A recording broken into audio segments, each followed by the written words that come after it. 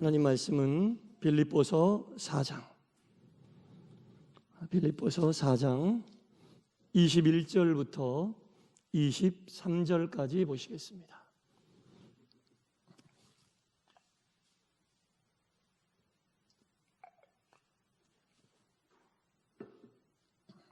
빌립보서 4장 21절부터 23절까지 우리 한 절씩 교독하겠습니다. 그리스도 예수 안에 있는 성도에게 각각 문안하라. 나와 함께 있는 형제들이 너희에게 문안하고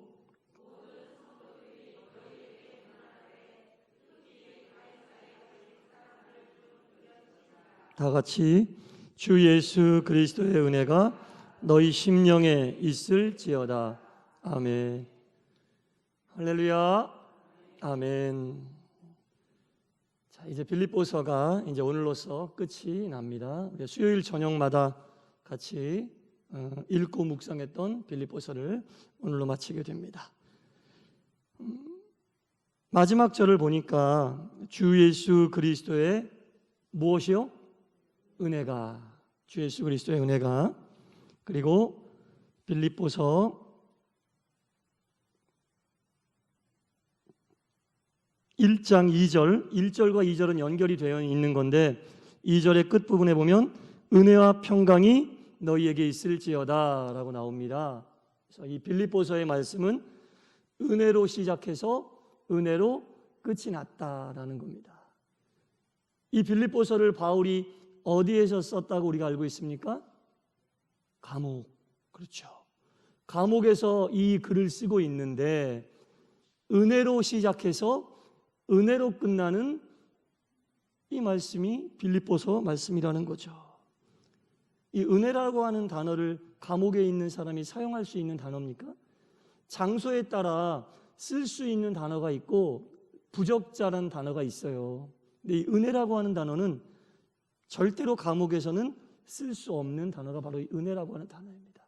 그리고 빌립보서를 쭉 읽다 보면 18번 나오는 단어가 있는데 그게 바로 기쁨이라고 하는 단어입니다. 기쁨. 완전히 감옥하고는 전혀 관계없는 이 기쁨이라고 하는 단어도 18번이나 빌립보서에 등장하고 있습니다. 도대체 어떻게 감옥에서 은혜로 시작해서 은혜로 끝날 수 있고 기쁨이라고 하는 단어를 18번이나 사용할 수 있었겠습니까? 아무리 생각하고 또 생각해 보아도 이유는 하나밖에 없어요. 지금 바울은 감옥에 없습니다. 할렐루야. 감옥은 바울을 가다놓을 수, 묶어놓을 수 없는 곳이었습니다. 바울은 지금 감옥 안에 있는 게 아닙니다. 그럼 어디 안에 있어요? 예수 안에 있는 줄 믿습니다. 몸은 감옥 안에 있지만 바울은 예수 안에 있었던 겁니다.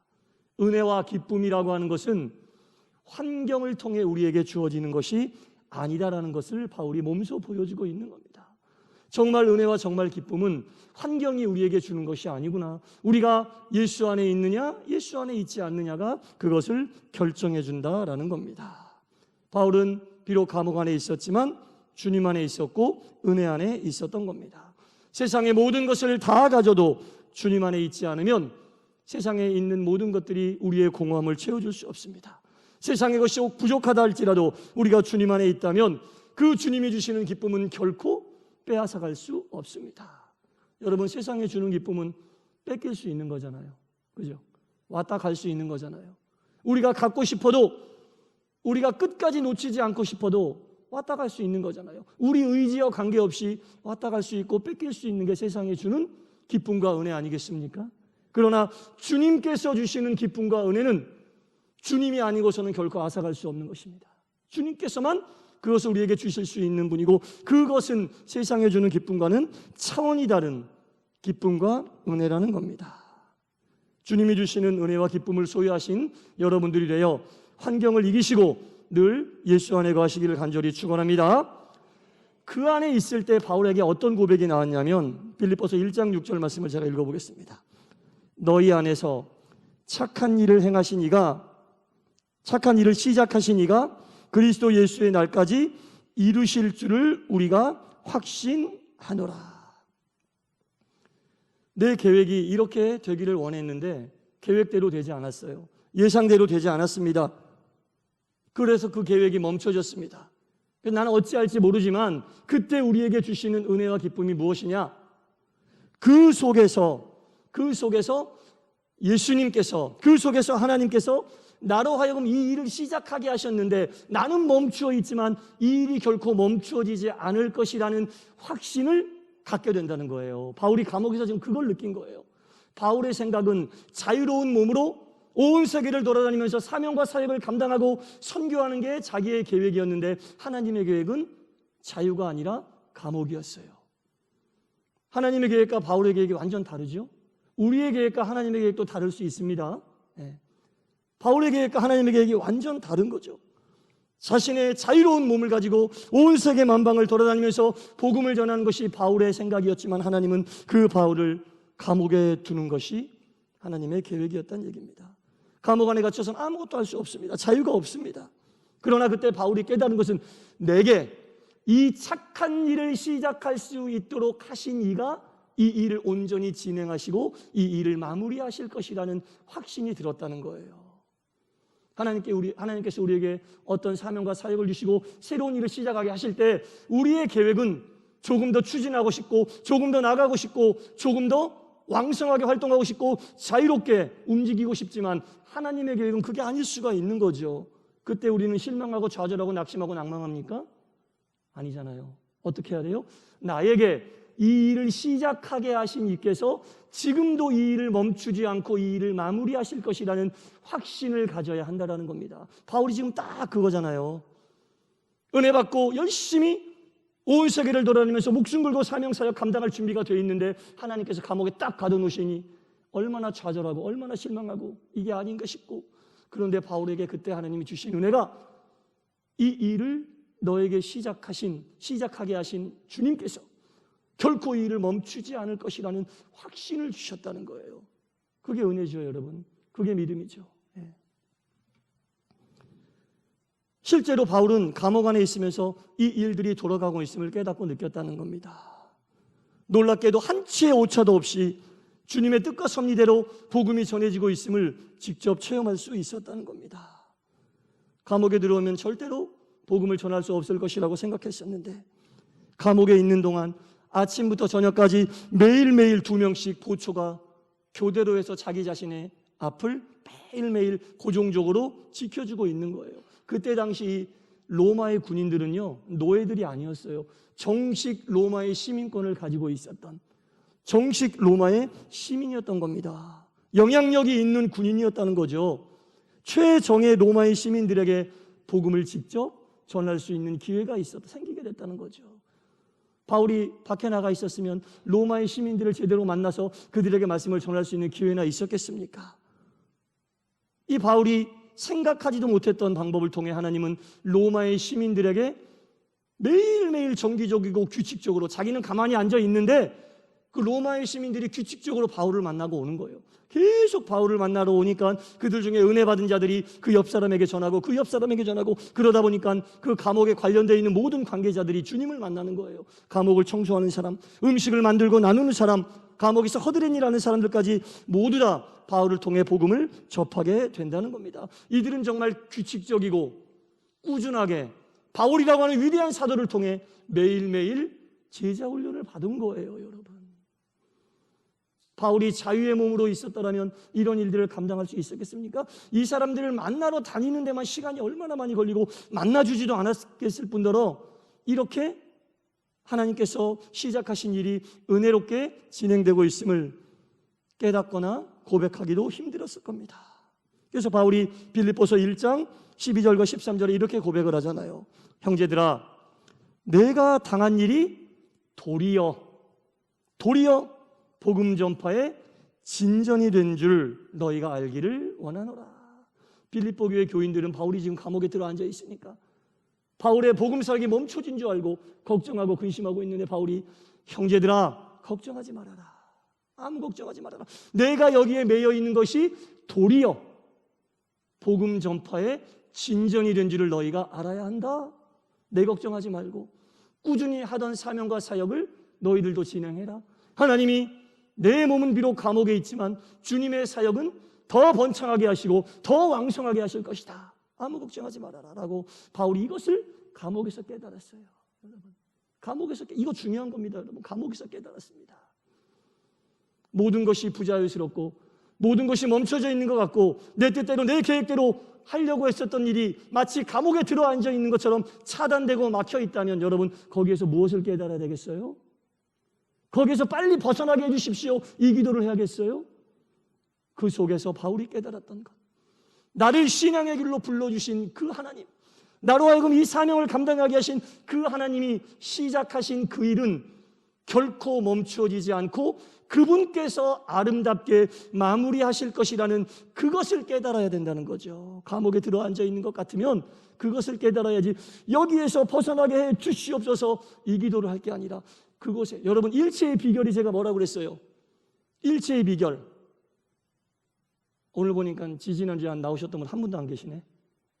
지지난주에 했던 얘기인데, 일체의 비결은 뭡니까? 어떠한 상황 속에서도 그 상황을 다스릴 수 있는 비결이라고 얘기했잖아요. 가난에 처해 있으면 가난의 상황을 다스리고 부함에 처해 있으면 부함의 상황을 다스릴 수 있는, 가난을 극복할 수 있는 비결이 아니라고 얘기했잖아요. 가난을 극복할 수 있는 비결이 아니에요. 일체의 비결은 어떠한 상황이라도 그 상황을 다스릴 수, 다룰 수 있는 비결. 가난으로 인하여 신앙과 믿음이 퇴보하지 않고 부함으로 인하여 교만해지지 않는, 그 모든 부함이든 가난함이든 어떤 상황이든 그 상황을 다스릴 수 있는, 그 상황을 잘 다룰 수 있는, 그것으로 인하여 신앙과 믿음이 성장할 수 있는 그 비결을 일체의 비결이라고 말씀드렸잖아요. 내게 능력 주시는 자에서 모든 일을 행할 수 있다 했다. 그 능력이 뭐라고 그랬어요? 그 상황을 다스릴 수 있는 능력이라고 그랬지, 상황을 극복할 수 있는 능력이라고 안 했잖아요.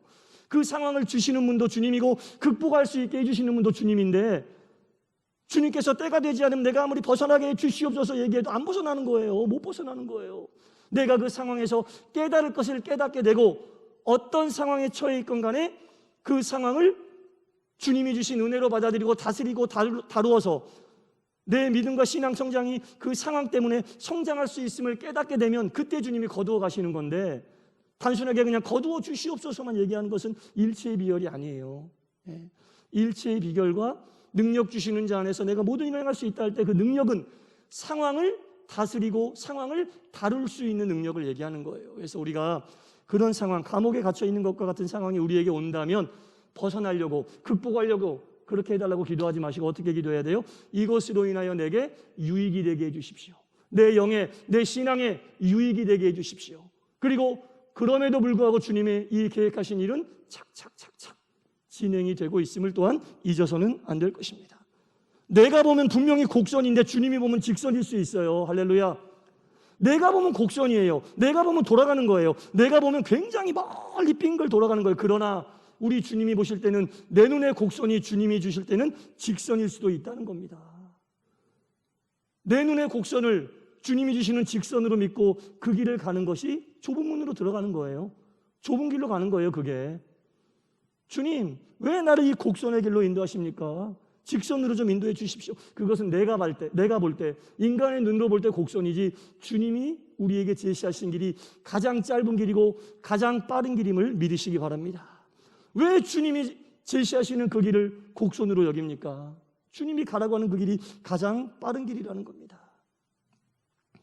내가 세운 계획은 빗나갈 수 있습니다. 사람이기 때문에 실패할 수도 있습니다. 실수할 수도 있습니다. 그러나 실수가 없으신 우리 주님께서는 그런 나를 위하여 최적화된 가장 우리에게 합당하고 알맞은 그 길로 우리에게 인도해 주실 줄 믿습니다. 그거죠, 여러분. 이 빌립보서 전체를 오늘 마무리하면서 바울이 빌립보서를 통해 우리에게, 또 빌립보 교회 교인들에게 전하고자 하는 내용들을 오늘 한번 총정리를 해볼 거예요. 총정리를 하면서 우리가 빌립보서를 다시 한번 이제 총정리하면서 우리의 삶과 우리의 신앙에 유익이 되는 그런 우리가 내용으로 또 받고 은혜가 우리 가운데 임하기를 축원합니다. 첫 번째, 이 빌립보 교회 성도들에게 바울이 처음으로 권면한 게 뭐냐면 복음에 합당한 삶을 살아라 라고 권면했어요. 복음에 합당한 삶을 살아라. 다른 말로 하면 천국 시민처럼 살아라, 그렇게 얘기한 겁니다. 천국 시민처럼 살아라 라고 이야기했습니다. 천국 시민처럼 사는 건 어떻게 사는 거냐? 평화롭게 살아라, 화평하게 살아라 라는 거죠. 천국에 가면 평화롭고 화평하다는 겁니다. 그러면 좀 더 구체적으로 우리가 어떻게 해야 되는가? 남을 나보다 높일 때 평화가 옵니다. 남을 나보다 높일 때 평화가 온다는 거죠. 서로 세워주는 공동체가 될 때 그곳에 화평이 임하고 평화가 임한다는 겁니다. 교회도 마찬가지고 가정도 마찬가지고 어느 모임이든 어느 단체든 서로가 서로를 높일 때 평화롭고 화평하게 된다는 겁니다. 이 에덴 동산에 누가 살았죠? 2명 살았잖아요. 아시긴 아시죠? 네, 아실 거예요. 네. 아담과 하와가 살았어요. 아담과 하와가 살았는데 처음에 이 아담이 하와를 보고 어떤 말을 했습니까? 이는 내 뭐라고요? 살 중에 살이고 뼈 중에 뼈다. 사랑이 없으면 할 수 없는 말을 한 거잖아요. 그죠? 사랑이 없으면 할 수 없는, 너무나 보기에 귀하고 아름다우니까 당신은 내 살이고 내 뼈입니다라고 아담이 고백했어요. 근데 아담이 죄를 짓고 나서 하와를 보고 뭐라고 그랬어요? 이 여자 때문에 내가 죄를 지었어요, 하나님. 원망했잖아요. 그죠? 네. 여러분, 서로 사랑하고 화평할 때에는 서로를 보면서 당신은 내 살 중에 살이고 뼈 중에 뼈입니다라고 이야기할 수 있지만, 화평의 마음이 없고 죄가 이기심이 그 마음에 들어오게 되면 어떻게 돼요? 저 사람 때문에라고 얘기하는 거예요. 저 사람 때문에.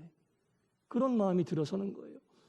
에덴 동산이 천국일 수 있었던 이유는 아담과 하와가 서로 사랑하고 화평한 관계를 유지할 수 있었기 때문인데, 에덴 동산에서 쫓겨나게 된 이유는 저 여자 하와 때문에 내가 죄를 짓게 되었습니다. 핑계했을 때 서로를 높이지 않고 서로에게 이유를 대고 서로를 그 원인으로 지목했을 때 그곳은 더 이상 천국이 아니었습니다.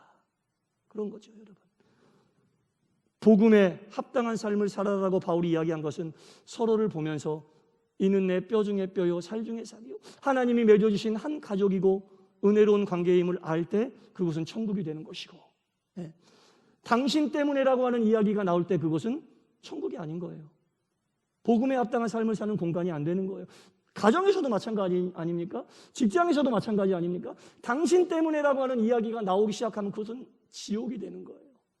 하지만 서로가 서로를 높이기 위해 선의의 경쟁을 할 때 그곳에는 사탄의 세력이 절대로 끼어들 수 없게 된다는 겁니다. 어느 곳에서나 서로가 서로를 높이는, 나는 낮아지고 상대를 높이는, 우리 예수님께서 이 땅에 내려오셔서 우리에게 보여주신 게 뭐예요? 그거 다요. 하나님이신 예수님이 이 땅에 오셔서 인간의 몸으로 낮아지셨지요. 보통 인간도 아니고 죄인이 되셔서 십자가에 달리셨죠. 그것도 모자라서 죽음에까지 내려갔다 올라오신 거 아니에요. 어떻게 더 이상 낮아져요? 당신이 그렇게 낮아짐으로 죄로 인해 죽을 수밖에 없는 우리가 높여지게 됐잖아요. 그때 하나님께서 우리 예수님을 어떻게 만드셨습니까? 땅 위에 있는 것과 땅 아래에 있는 것과 하늘 위에 있는 것까지도 모두 다 예수님을 경배하게 만들지 않았습니까? 예수님이 이 땅 사시면서 우리에게 보여주신 게 그건데, 당신은 낮아지고 상대를 높여주신 게 예수님이 우리에게 보여주신 건데, 우리가 예수님을 따라 사는 사람으로서, 복음에 합당한 삶을 사는 사람으로서 우리가 모인 어느 곳에서나 상대를 높일 때 바로 그것이 천국이 된다는 것입니다. 바울이 지금 빌립보 교회에 있는 교인들에게 복음에 합당한 삶을 사십시오, 상대를 높이고 나는 낮아지십시오. 그럴 때 빌립보 교회는 천국과도 같은 교회가 될 것입니다. 천국 교회가 될 것입니다라고 권면하고 있는 겁니다. 두 번째로 바울이 권면하고 있는 내용은 에바브로디도와 같은 성도가 되십시오라고 권면하고 있습니다. 에바브로디도가 누굽니까? 바울이 감옥에 있을 때 빌립보 교회가 바울을 전담적으로 선교하라고 파송한 선교사가 에바브로디도잖아요. 그때 에바브로디도가 열심히 바울을 섬겼어요. 그런데 원치 않게 육신의 병을 얻게 되었습니다. 그래도 에바브로디도는 최선을 다해서 자기에게 맡겨진 사명을 감당했습니다. 그러면서도 혹시라도 나를 파송한 교회가 내가 병들므로 인하여 내 걱정을 하고 오히려 내가 사역에 유익이 되는 것이 아니라 걱정거리가 될까 봐 늘 노심초사하면서 기도했다라는 거죠. 일단 파송받고 일단 주님의 사역을 감당하게 될 위치에 올라섰다면 에바브로디도와 같이 최선을 다하여 맡겨진 일을 감당하는 성도가 되십시오. 에바브로디도의 진심을 알게 되자 바울은 빌립보 교회로 에바브로디도를 위해 편지를 쓰면서 이렇게 얘기했습니다. 그를 영광스럽게 영접해 주십시오. 이와 같은 사람을 존귀히 여겨 주십시오라고 빌립보 교회에 권면을 하게 되었습니다. 여러분, 참으로 하나님께서 귀하게 여기시고 존귀하게 여기는 귀한 사역자와 직분자들 되시기를 간절히 축원합니다. 그런 사명자와 사역자들, 에바브로디도와 같은 사명자와 사역자들을 천사가 흠모하는 사역자라고 이야기하는 거예요. 천사가 염려하는 사역자가 있고 천사가 흠모하는 사역자가 있어요. 천사가 염려하는 사역자가 되시겠습니까? 천사가 흠모하는 사역자가 되시겠습니까? 에바브로디도와 같이 자기에게 맡겨진 사명을 온전히 감당하여 하나님께도 인정받을 뿐더러 그 사역에 도움을 받고 있는 사람들에게도 유익이 되는 귀한 사역의 길을 걸어갈 수 있기를 간절히 축원합니다. 세 번째로, 교회 안에 들어온 기쁨의 도둑들을 조심하십시오라고 이야기했습니다. 빌립보서를 보면 이 기쁨의 도둑을 두 가지로 이야기합니다. 하나는 율법주의, 하나는 자유주의를 이야기하는데, 이 율법주의를 가지고 빌립보 교회 교인들의 은혜를 깎아먹는, 은혜를 도둑질하는 그런 사람들이 있었어요. 모세의 율법을 들이대면서 자기도 잘 못 지키면서 자꾸 율법적인 부분을 강조하는 거예요.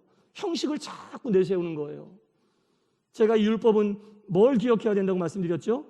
율법의 정신, 율법의 정신을 기억해야 되는 겁니다. 왜 이것에만 율법을 적용하고 저것에는 율법을 적용하지 않습니까? 그러면 율법대로 따라 할 것 같으면 생활 모습 속에서만 율법을 우리가 적용할 것이 아니라 예배드릴 때도 모두 다 레위기에 나와 있는 구약의 방식대로 예배를 드려야 될 거 아니에요. 율법주의자들은 그 율법을 가지고 와서 자꾸만 사람들에게 율법도 지키지 못하면서 네가 어떻게 바른 신앙의 길을 갈 수 있느냐라고 자꾸 율법을 가지고 그 사람들의 신앙을 자꾸 흔들었어요. 바울은 그런 율법주의자들을 조심해라. 그들은 나를 근심하게 하고 걱정하게 하고 신앙생활하면서 여러분 기뻐해야 되겠어요? 근심해야 되겠어요? 율법을 주신 진짜 이유와 의미가 뭐겠습니까? 여러분, 그것 때문에 걱정하고 근심하면서 신앙생활 하라고 주셨겠어요? 아니잖아요. 율법의 정신을 기억하면서 그 율법을 지키면서 나갈 때에 바른 신앙인으로서 설 수 있다라는 그것을 하나님께서 바라고 원하시면서 우리에게 율법을 주신 건데, 율법주의자들은 그것을 가지고 오히려 신앙과 은혜와 기쁨을 도둑질해가는 도구로 사용했다는 거죠. 또 하나는 자유주의가 들어와서 빌립보 교회에 있는 교인들의 기쁨을 앗아가게 되었다는 겁니다.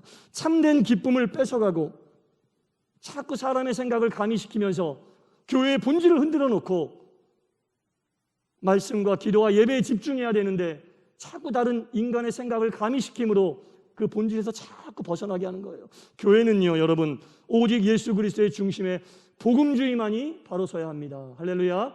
예수님 중심의 복음주의로 서는 교회가 성장하는 교회고 건강한 교회고 은혜로운 교회예요, 여러분. 다른 어떤 미사여구를 사용하고 다른 어떤 좋은 이론과 논리를 가져온다 할지라도 오직 예수님 중심의 복음주의의 교회가 돼야 한다는 겁니다. 바울은 지금 빌립보 교회에게 그것을 권면하고 있는 겁니다.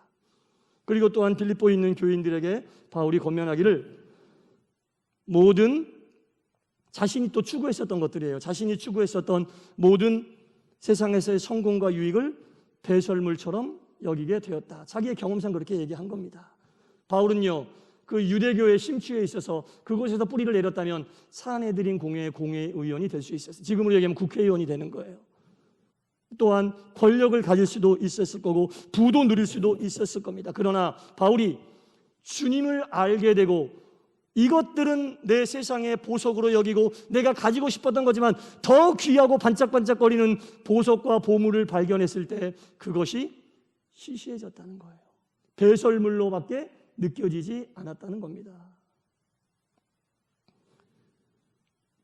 바른 신앙의 길을 가기 위해서는요, 여러분, 이 배설물을 시시하게 여기려는 마음을 따로 가질 필요가 없어요. 여러분, 배설물을 시시하게 일부러 여기게 생각해야지 그게 시시해지던가요? 배설물은 일부러 내가 시시하게 여기지 않아도 그냥 시시한 거예요, 여러분. 그러니까 신앙의 길을 갈 때는 우리가 무언가를 새로 시작하기 위한 것도 중요하지만 동시에 뭘 해야 된다고 그랬어요? 하지 말아야 할 것도 같이 가야 되는 거예요. 그래서 무언가를 새로 시작하면서 정말 진리를 깨닫고 예수님의 복음을 깨닫게 되면 나머지 것들은 저절로 시시하게 여겨진다니까요. 그래서 우리가 일부러 막 하지 않으려고 안 해도 이쪽에 진짜 진리를 발견하게 되면 배설물은 내가 시시하게 여겨야지라고 생각 안 해도 저절로 시시해지는 거예요. 그러니까 무언가를 우리가 일부러 버리려고 안 해도 얼마나 힘들겠어요. 버리기 싫은데 자꾸 버려야 돼 그러면 얼마나 힘들겠어요. 그러니까 바울이 이 얘기를 한 이유는 예수 그리스도라고 하는 진리를 깨닫게 되고 그것의 귀함을 알게 되었을 때 나머지는 저절로 배설물로 여겨지게 된다라는 겁니다. 저절로 배설물로 여겨지게 되는데 일부러 뭐 하려고 버리려고 노력을 하겠어요. 그래서 신앙생활하면서 하지 않으려고 하는 것들은 궁극적으로는 이쪽에 진짜 진리를 깨닫게 되면 저절로 아무것도 아닌 게 되는 거예요. 그래야지 버리지. 내 마음엔 귀하다고 여기는데 자꾸 버려야 돼 뭐 얼마나 스트레스가 되겠어요. 나는 버리기 싫은데 자꾸 버리라고 하니까 이게 얼마나 괴롭겠습니까? 그런데 예수 그리스도라고 하는 진리, 바울이 다메섹에서 만났던 그 주님의 빛을 체험하고 복음의 귀한 의미를 깨닫게 되면 이쪽 것들은 저절로 그냥 시시해지는 거예요. 배설물이 돼버리고 만다는 겁니다. 그러니까 배설물로 여기란 얘기는 진리이신 예수님을, 그 빛을, 그 복음의 참 능력을 깨달아라, 그런 말씀을 하고 있는 거죠. 그리고 또한 이 바울은 빌립보에 있는 교인들에게 이렇게 권면했습니다. 빌립보서 3장 12절 말씀을 제가 읽어보겠습니다. 내가 이미 얻었다함도 아니요 온전히 이루었다함도 아니라 오직 내가 그리스도 예수께 잡힌 바 된 그것을 잡으려고 달려가노라. 달려가노라가 중요한 거예요, 여러분. 바울은 지금 어디 있어요? 감옥에 있죠. 감옥에서 어디를 달려가요? 달려갈 수 없어요. 그러나 바울은 달려간다고 이야기했습니다. 몸이 달려간다는 얘기가 아니잖아요. 주님께서 나에게 맡겨주신 사명과 사역을 감당하기 위해 나는 한순간도 쉬지 않고 있다라는 겁니다. 한순간도 내 몸이 감옥에 처해 있다고 해서 실망하고 좌절해서 난 아무것도 못해 라고 멈춰져 있는 게 아니라 오히려 내 영은 한순간도 쉬지 않고 이 사역을 위해 더 기도하고 또 간절히 매달리고 이 사역을 위해 최선을 다하고 있다라는 것을 빌립보 교회에 있는 교인들에게 이야기하고 있는 겁니다. 우리 주님은 우리에게 사명과 사역을 주실 때 그것이 이루어지기 전까지 한순간도 쉬지 않으시는 주님입니다. 그럼 우리는 어떻게 해야 돼요? 우리도 한순간도 안 쉬면서 주님과 함께 달려나가야 한다는 겁니다. 바울이 지금 그 얘기를 하고 있는 거예요. 주님께서 원하시는 그 사명을 위해 육신의 어떤 상태와 상관없이 나는 내 영은 한순간도 기도를 쉬지 않습니다. 한순간도 말씀을 묵상하는 그 일을 멈추지 않습니다. 왜? 내 몸은 멈춰 있지만 주님은 그 일을 이루시기 위하여 지금도 움직이고 계시는데 나는 왜 쉬어요? 주님께서 가라고 하신 그 길이 쉬었다 가고 그렇게 쉬운 길입니까? 아니에요, 여러분. 주님께서 우리에게 주신 그 길은 쉬었다 가고 멈췄다 가고 그런 길이 아니에요. 주님과 함께 꾸준히 쭉 달려나가야 될 그 길이에요. 그래서 바울이 이야기하는 거잖아요. 그것을 잡으려고 나는 달려가노라. 그리고 맨 끝에 뭐라고 그래요? 달려갈 길을 마치고라고 얘기하잖아요. 달려갈 길을 마치기 전까지 바울은 한 번도 달려가지 않은 적이 없었어요. 계속 달려갔다는 겁니다, 여러분. 끝까지 달려갔다는 거죠. 그리고 주님께서 이 땅에 오고 계심을 기억하라고 또한 권면하고 있습니다. 주님께서 우리를 위해 이 땅에 오고 계심을 기억해라. 날마다 이 내용을 묵상하면서 주님과 가까워지고 있음을 기억해라 라는 말씀입니다. 늘 주님과 우리가 가까워지고 있는 삶을 살아라, 그 말씀을 하고 있는 거예요. 어떠한 상황 속에서도 늘 나는 주님과 가까워지는 삶을 살고 있다는 것을 기억해라 라고 바울이 권면하고 있는 겁니다.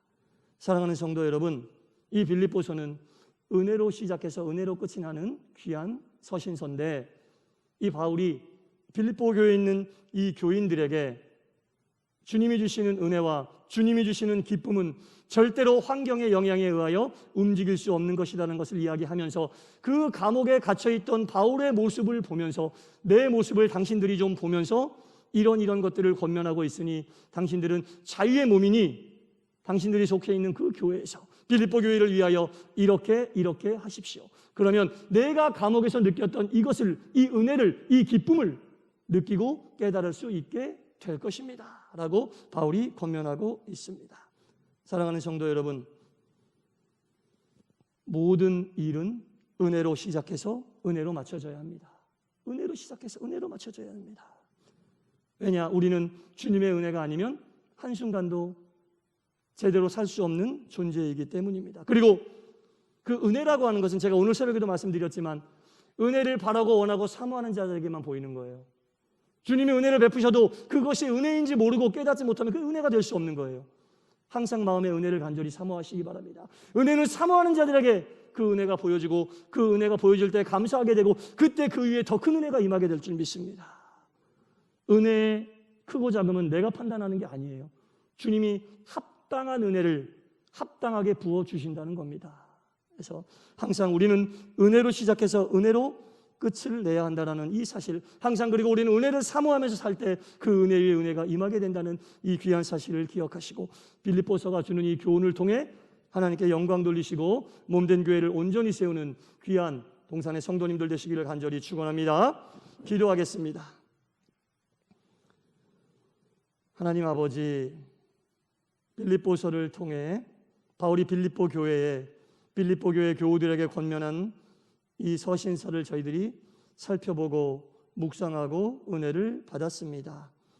하나님 아버지, 이 빌립보서를 통해 우리가 온전히 하나님 보시기에 합당하며 은혜로운 교회, 은혜로운 성도의 삶을 살게 하여 주시옵소서. 그리하여 한순간도 쉬지 않고 복음의 마음을 가지고 하나님을 향해 열심히 달려가는 저희들이 되게 하여 주시옵소서. 그리하여 동산교회를 통해 나타내시고자 하는 하나님의 귀하고 거룩하고 은혜롭고 아름다운 뜻이 온전히 이루어지게 하여 주시옵소서. 삶을 살면서 일체의 비결을 배우게 하여 주시옵소서. 어떠한 상황과 환경도 우리를 흔들지 못하게 하여 주시고 주시는 상황을 믿음으로 신앙으로 잘 다루고 잘 다스려서 그 속에서 주시는 또한 은혜를 깨닫게 하여 주옵소서. 예수님 이름으로 기도드리옵나이다. 아멘.